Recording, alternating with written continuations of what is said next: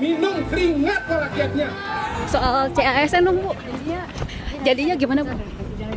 Keputusan dari Presiden gimana Bu? Nanti saya sudah dilaporkan Presiden. Akan dilapor Presiden. Tapi gimana sih Bu?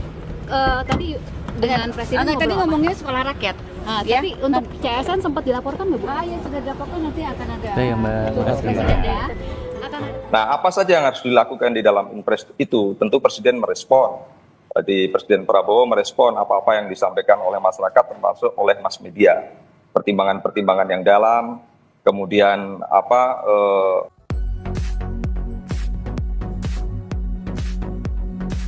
Solusi dari BKN adalah agar dikomunikasikan CPNS yang sudah resign agar bisa kerja lagi di perusahaan lamanya. Menurut Anda ini logis dan realistis nggak? Sangat tidak logis, sangat tidak realistis, dan sangat tidak masuk akal.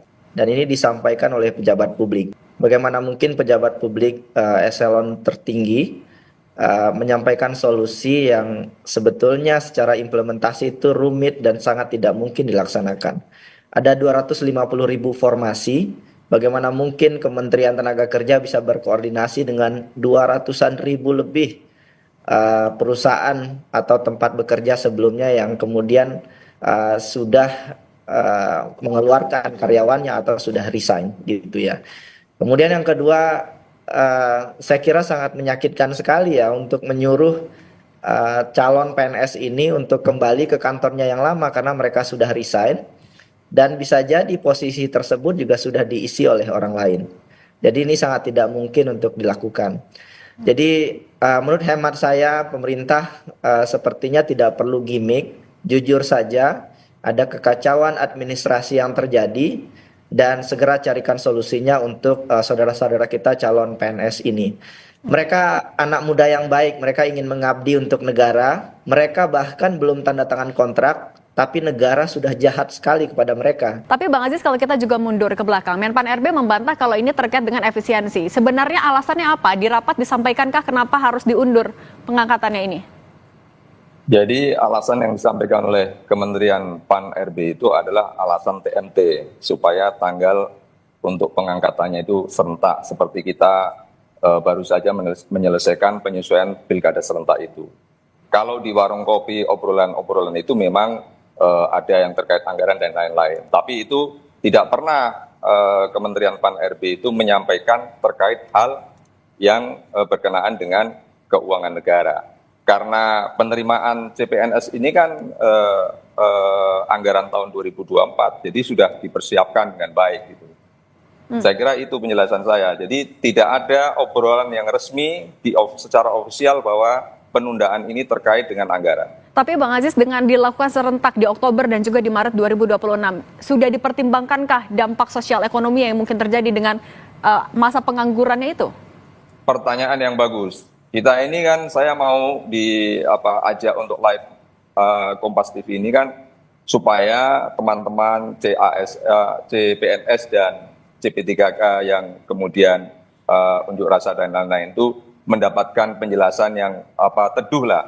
Jadi saya kira teman-teman harus bersabar. Tentu kita semua bukan hanya CPNS maupun CP3K sedang berupaya, termasuk pemerintah dan DPR ini berupaya supaya teman-teman ini cepat bisa bekerja membantu pemerintah dalam menyukseskan program-programnya.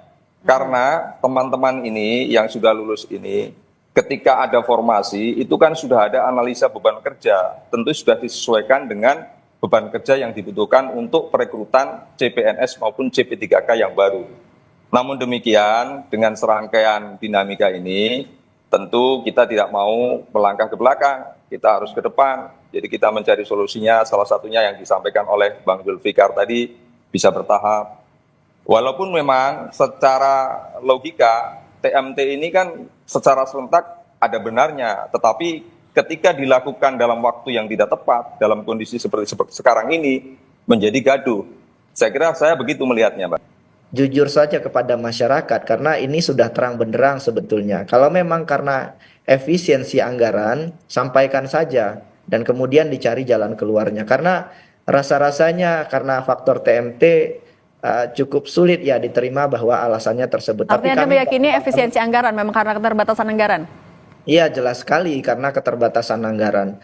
Dan ini tidak adil ya, karena mereka sudah mendaftar jauh sebelum kebijakan efisiensi anggaran itu dilakukan, dan mereka, saya kira saudara kita yang apply PNS itu juga punya hak gitu ya, hak keuangan, hak karir gitu ya, yang kemudian harus dipenuhi oleh negara. Karena kalau ditunda terlalu lama, orang-orang terbaik negeri ini yang sebelumnya sudah lolos di PNS kemudian akan kemudian bekerja di tempat lain.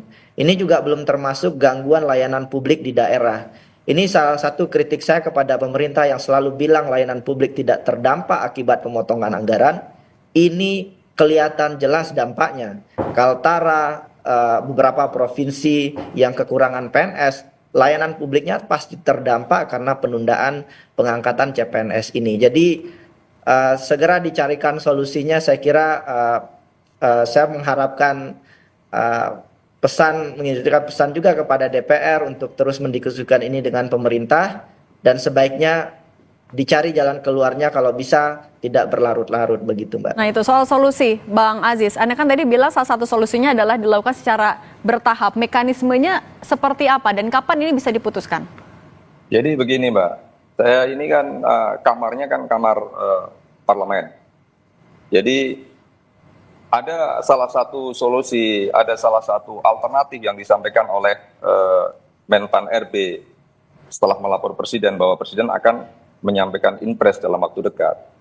Nah saya kira ketika Menpan RB kesulitan untuk melakukan kebijakan keserentakan ini, ya menurut saya impres itu hal yang tepat.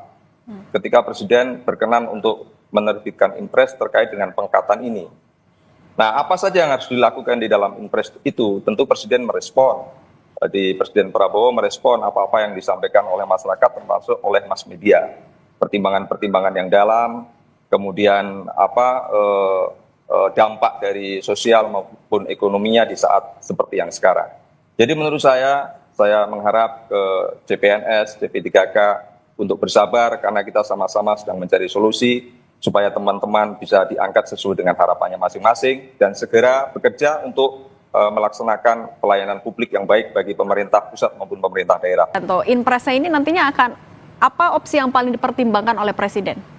Presiden lebih tahu saya kira Mbak, karena jangankan soal CPNS dan CP3K, ya karyawan pabrik Sirtek yang ditutup saja itu dipikirkan oleh Presiden, apalagi ini mereka yang sudah diterima untuk mengabdi kepada negara, tentu itu sudah dipikirkan oleh Presiden. Bagaimana mereka supaya segera mengakhiri dinamika ini, begitu Mbak. Oke, Mas Media, tapi sambil menunggu adanya impres dari Presiden Prabowo Subianto tadi, apa upaya yang bisa dilakukan oleh para CPNS, CP3K ini untuk menuntut haknya kepada pemerintah? Ya, cara yang pertama, suarakan sekencang-kencangnya lewat media sosial, salurkan lewat aspirasi publik kepada DPR. Saya kira ini sudah jalan yang baik sesuai konstitusi. Cara yang kedua ya adalah bertahan gitu ya. Ini yang saya sedihkan gitu ya. Karena hari ini penciptaan lapangan kerja juga melambat, tidak mudah bagi saudara-saudara kita kemudian untuk bisa mendapatkan pekerjaan sementara. Jadi saya kira domainnya sekarang ada di Presiden.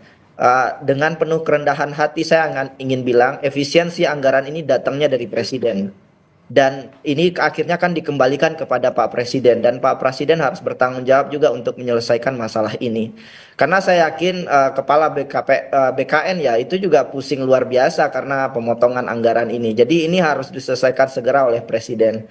Kita perlu belajar dari Bangladesh. Tahun lalu Bangladesh itu chaos, salah satunya karena masalah perekrutan PNS-nya mereka gitu ya. Dan jangan sampai itu juga terjadi di Indonesia. Kita nggak pengen kekacauan terjadi, dan berharap ya ini bisa diselesaikan dengan baik oleh pemerintah dan didiskusikan bersama dengan DPR. Oke, solusi yang dituangkan dalam impres itu yang ditunggu. Terima kasih Bang Aziz Subekti, anggota Komisi 2 Fraksi Gerindra, dan Mas Media Wahyudi Askar, Direktur of Public Policy Selios. Terima kasih semuanya.